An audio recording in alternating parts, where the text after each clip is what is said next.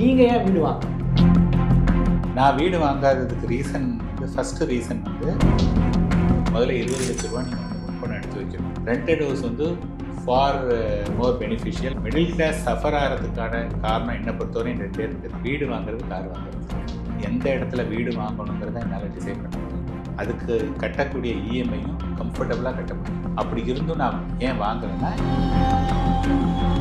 உங்களுக்கு கண்டிப்பாக வீடு வாங்கணுங்கிற ஒரு எண்ணம் இருந்ததுன்னா ஃபஸ்ட்டு. வணக்கம் சார். வணக்கம் சுந்தர். இன்றைக்கி ரொம்ப சந்தோஷம். ஏன்னா ரொம்ப வருஷமாக நம்ம வந்து பார்த்துருக்கோம், பேசியிருக்கோம், ஒரே இண்டஸ்ட்ரியில் ட்ராவல் பண்ணுறோம். இன்றைக்கி நம்ம சேனலுக்கு நீங்கள் வந்து இன்டர்வியூ கொடுக்கறதுக்கு ரொம்ப ரொம்ப சந்தோஷம். Welcome once again sir. Thank you. So இன்றைக்கி வந்து பொதுவாக வந்து மக்கள் வந்து பார்த்திங்கன்னா ஆரம்பிக்கும் போதே வந்து வீடு வாங்குறது வந்து ஒரு முக்கியமான ஒரு விஷயமா பண்ணிட்டு இருக்காங்க. அதை பற்றி கொஞ்சம் டீட்டெயிலாக இந்த வீடியோவில் பார்க்கலாம் சார். கண்டிப்பாக. கடந்த ஒரு 10-20 வருஷத்தில் முதல் சம்பளம் வாங்கினவுடனே நிறைய பேர் வந்து பார்த்திங்கன்னா இந்த ஹோம் லோன் எடுத்து வீடு வாங்கணுன்றது வந்து அது ஆல்மோஸ்ட் ஒரு ட்ரெண்டிங்காகவே போயிட்டுருக்கு. எனக்கு நல்லா தெரியும் நீங்கள் வீடு வாங்கலை அப்படின்ட்டு. நானும் பர்சனலாக வீடு வாங்கலை. வீடு வாங்காதனால எனக்கு தெரிஞ்சு நான் பெரிய பெனிஃபிட் அச்சீவ் பண்ணியிருக்கேன். ஆக்சுவலாக என்னுடைய ஃபினான்ஷியல் ஃப்ரீடத்தை நோக்கி கண்டிப்பாக நான் பயணிச்சிருக்கேன். நீங்கள் ஏன் வீடு வாங்கலை? நான் வீடு வாங்காததுக்கு ரீசன் வந்து ஃபஸ்ட்டு ரீசன் வந்து இன்றைக்கி வந்து ப்ரைஸ் வந்து ரொம்ப ஜாஸ்தியாக இருக்குது. அண்ட் ரெண்டாவது, எனக்கு பிடிச்ச மாதிரியான வீடு வந்து அமையலை. ஸோ அந்த சமயத்தில் வாங்கணும் அப்படின்னதுன்னா எல்லோரும் ஒன்று வாங்குறாங்க, நானும் வாங்கணும் அப்படிங்கிற மாதிரியான ஒரு விஷயந்தான் இருந்தது. அண்டு நான் என்னை பொறுத்தவரை நான் எப்போ வீடு வாங்குவேன் அப்படின்னதாக இருந்ததுன்னா, எனக்கு பிடிச்ச ஒரு இடம் வந்திருக்கு. அந்த வீட்டை வாங்கிறதுனால நான் ஃபினான்ஷியலாக வந்து துளி கூட வந்து டிஸ்டர்ப்டே ஆகலை அப்படின்னு சொன்னதுன்னா தென் I can consider.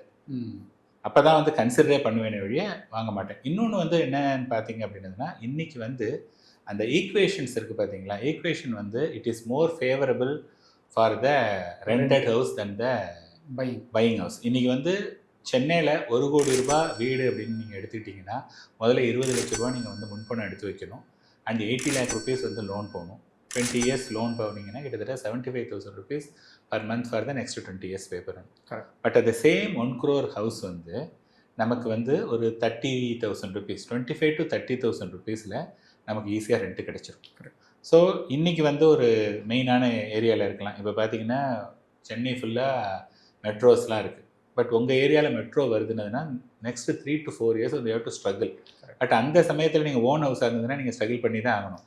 If you want to அவாய்ட்னா அந்த சமயத்தில் வேறு எங்கேயாவது ஒரு இடத்துல நீங்கள் மூவ் பண்ணிவிட்டு, எல்லா இடத்துலையுமே வந்து மெட்ரோ நடக்கலை, சில ஏரியாலலாம் மெட்ரோ இல்லை, அந்த மாதிரி இடத்துல போகணும் அப்படின்னதுன்னா நம்ம வந்து கம்ஃபர்டபுளாக இருக்கலாம்.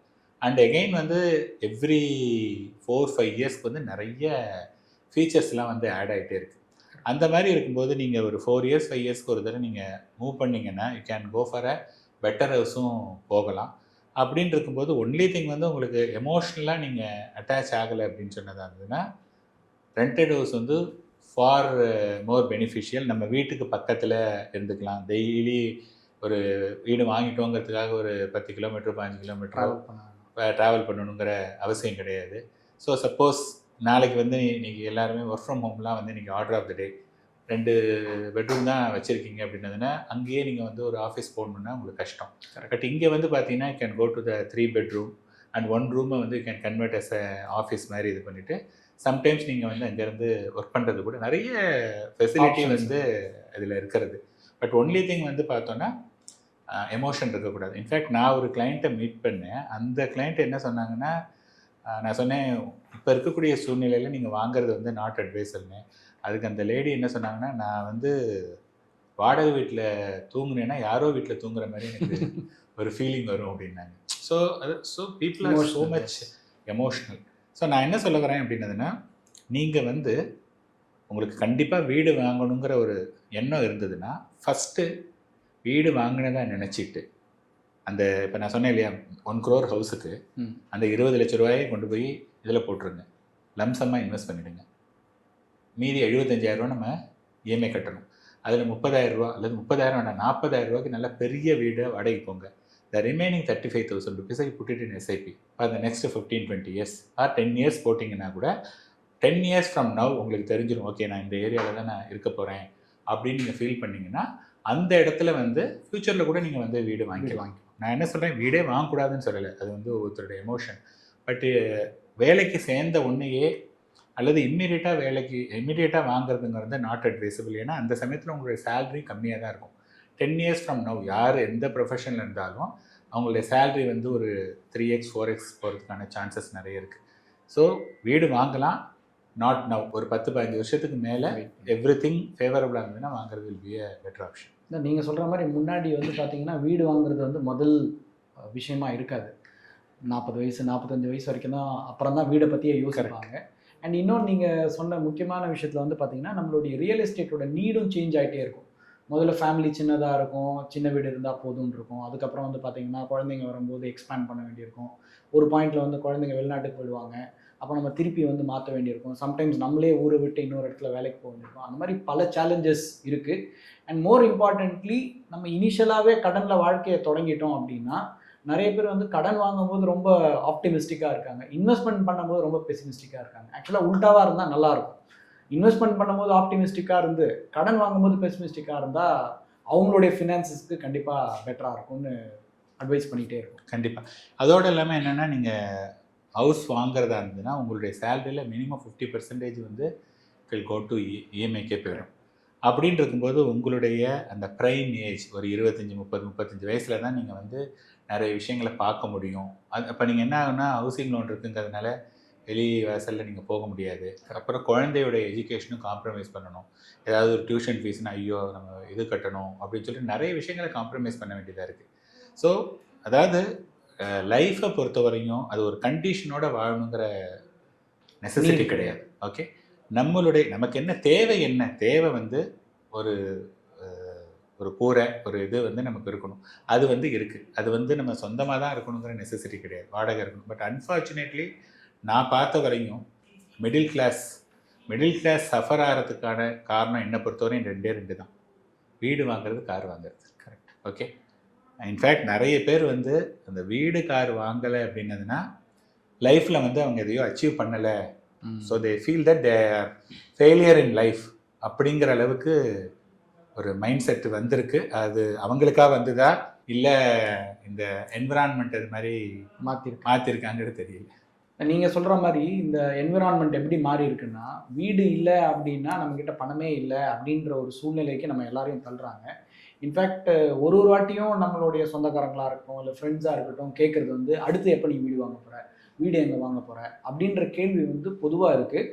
ஆனால் இந்த வீட்டுக்குள்ளே போய் நம்ம மாட்டிக்கிட்டோம் அப்படின்னா, ஸ்பெஷலி இன்றைக்கி இருக்கிற ஒரு சேஞ்சிங் ஜாப் என்விரான்மெண்ட்டில் என்றைக்கு நமக்கு வேலை இருக்கும், என்றைக்கு வேலை இருக்காது அப்படின்ற சூழலில் நான் வந்து ஒரு மாதம் 75,000 ரூபாவோ இல்லை 1,00,000 ரூபாவோ நான் வந்து இஎம்ஐ கட்டினேன் அப்படின்னா அந்த ஸ்ட்ரெஸ் வந்து ஒரு பெரிய ஸ்ட்ரெஸ்ஸாக இருக்குது. அண்டு நம்மளுடைய நிறைய கிளைண்ட்ஸ் ஆர் நீங்கள் சொல்கிற மாதிரி மிடில் கிளாஸ் பொதுவாகவே வந்து பார்த்திங்கன்னா வீடு வாங்கி அந்த கடனை முழுக்க அவங்களுடைய சம்பாத்தியத்தை வந்து கடனை முழுக்க அடைக்கிறதுலே போயிடுச்சு அப்படின்னா அவங்க குழந்தைங்க படிக்க வர டைமில் வந்து திரும்பி கடன் வாங்கி படிக்க வேண்டிய சூழ்நிலையில் ஆரம்பிக்கிறாங்க. ஸோ நமக்கு எல்லாருக்கும் வந்து பார்த்திங்கன்னா இந்த கடன் வாங்காமல் வாழணும்னு சொல்லி கொடுத்த ஒரு காலம் போய் இப்போ கடன் இல்லாமல் வாழ முடியாதுன்ற ஒரு சூழலுக்கு வந்திருக்கு. கண்டிப்பாக இந்த மாதிரி நிறைய கேள்விகள் உங்களுக்கும் வந்திருக்கும், உங்கள் ஃப்ரெண்ட்ஸும் கேட்டிருப்பாங்க. நீங்கள் அதை எப்படி ஹேண்டில் பண்ணுறீங்க? கரெக்ட். இன்ஃபேக்ட் வந்து பார்த்திங்கன்னா நிறைய பேர் வந்து என்கிட்ட கேட்குறது வந்து நீங்கள் வந்து வீடு வாங்கக்கூடாதுன்னு சொல்கிறீங்க, பட் நீங்கள் வந்து ரெண்டரில் தான் இருக்கீங்களா அப்படிம்பாங்க. ஸோ நான் என்ன பார்க்குறேன்னா நம்ம வந்து ஒரு அட்வைஸ் பண்ணும்போது நம்ம முதல்ல அதை ஃபாலோ பண்ணணும். கரெக்ட். ஓகே, நான் வந்து வீடு வாங்காதீங்க அப்படின்னு நான் சொல்கிறது ரொம்ப ஈஸி, பிகாஸ் நிறைய பேர் இருக்காங்க கேட்கலாங்க அப்படிங்கிறத வந்து நான் ஒரு அட்வான்டேஜாக எடுத்துக்கலாம். பட் நான் என்ன பார்க்குறேன்னா நம்ம அது மாதிரி நடந்து காமிக்கணும். ஸோ நான் என்ன சொல்கிறேன், நான் வீடு வாங்கலை, ஸோ இப்போ நான் வந்து எந்த இடத்துல வீடு வாங்கணுங்கிறத என்னால் டிசைட் பண்ண முடியும். அதுக்கு கட்டக்கூடிய இஎம்ஐயும் கம்ஃபர்டபுளாக கட்ட முடியும். அப்படி இருந்தும் நான் ஏன் வாங்கலைன்னா எனக்கு வந்து அது நெசசிட்டி இல்லை அப்படின்னு நான் ஃபீல் பண்ணுறேன். கரெக்ட், புரியுதுங்களா? பட் அன்ஃபார்ச்சுனேட்லி நிறைய பேருக்கு அந்த சாய்ஸே கிடையாது. ஆனால் சாய்ஸே இல்லாதவங்க வந்து பார்த்தோன்னா கண்டிப்பாக வீடு வாங்கணும்னு இருக்காங்க. இன்ஃபேக்ட் வந்து பார்த்தோன்னா தெர் இஸ் அ சர்வே. அந்த சர்வேல என்ன சொல்லுது அப்படின்னதுன்னா இன்றைக்கி 100 பேர் சொந்தமாக வீடு வாங்கியிருக்காங்க அப்படின்னதுன்னா 1/3 ஆஃப் த பீப்புள் வந்து they are not living in their own house. Okay, அப்படின்னா என்னென்னா நிறைய நம்ம பார்த்து வீடுங்கிறது வந்து ஒரு கனவு, ஒரு எமோஷன். ஸோ எவ்வளவோ ஆசைப்பட்டு நம்ம வாங்கின ஒரு வீடு வந்து due to so many reason நான் வாங்கியிருக்கேன், எனக்கு வந்து ஒரு அப்ராட் சான்ஸ் கிடச்சிருச்சு, போயிட்டேன், அல்லது நான் இங்கே சென்னையில் வாங்கினேன், எனக்கு வந்து பெங்களூரில் தான் ஜாப் கிடைச்சிது, அல்லது சென்னையில் தான் இருக்கேன், பட் என்னுடைய குழந்தையுடைய எஜுகேஷன் அப்புறம் பாட்டு கிளாஸ், டான்ஸ் கிளாஸ்லாம் வந்து நான் வாங்கின வீட்டை விட ஒரு 5-10 கிலோமீட்டர் தள்ளி இருந்ததுன்னா தட் இஸ் மோர் அட்வான்டேஜ். அப்படிங்கிறதுனால ஈவன் சேம் சிட்டியில் சென்னையிலேயே வந்து ஓன் வீடு இருந்தால் கூட they are moving to the another அப்படிங்கிறது. ஸோ 1/3 வந்து it is a very very big number. So 1/3 of the people are not இது. அதுக்கு நான் என்ன சொல்கிறேன், என்னத்துக்காக நீங்கள் அந்த மாதிரி வாங்கணும்? அதுக்கு அந்த ஃபஸ்ட்டு கொஞ்சம் பீரியட் வரை 10-15 இயர்ஸ் வந்து நமக்கு வந்து லைஃப்பில் வந்து ஒரு கிளாரிட்டி கிடைக்காது.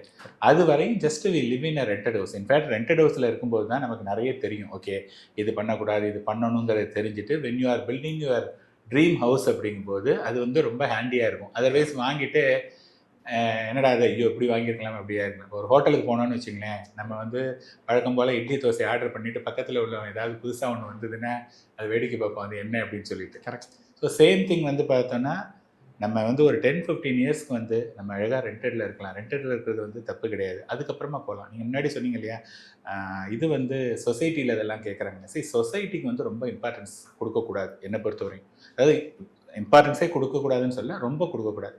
சொசைட்டியை பொறுத்தவரை என்ன, நீங்கள் ஒரு 24-25 வயசு ஆச்சுன்னு வச்சுங்களேன், எப்பப்பா கல்யாணம் அப்படின்னு கேட்பாங்க. கல்யாணம் ஆச்சு ஒரு 1 இயர் ஆச்சு 2 இயர்ஸ்னா இன்னும் குழந்தை இல்லையா அப்படிம்பாங்க. அதுக்கப்புறமா வந்து ஒரு வீடு வாங்கலையா, அல்லது ஒரு கார் வச்சுருந்தீங்கன்னா என்னப்பா இந்த கார் தானா, இன்னைக்கு ஈவி கார் வந்துருச்சு அது போகலையா அப்படிம்பாங்க. அல்லது ஒரு ரெண்டட் ஹவுஸ் இருந்ததுன்னா சொந்த வீடு வாங்கலையா. இதெல்லாம் வந்து பார்த்தீங்கன்னா இது வந்து ரெகுலராக கேட்கக்கூடிய ஒரு கேள்வி. அதுக்கெல்லாம் ரொம்ப இம்பார்ட்டன்ஸ் கொடுக்கணுங்கிற அவசியம் கிடையாது. அது கேட்பாங்க, அதெல்லாம் வந்து ஜஸ்ட் லைக் தட் நம்ம வந்து தள்ளிட்டே போயிட்டே இருக்கணும். அதுதான் நமக்கு நல்லது ஆக்சுவலாக. கண்டிப்பாக.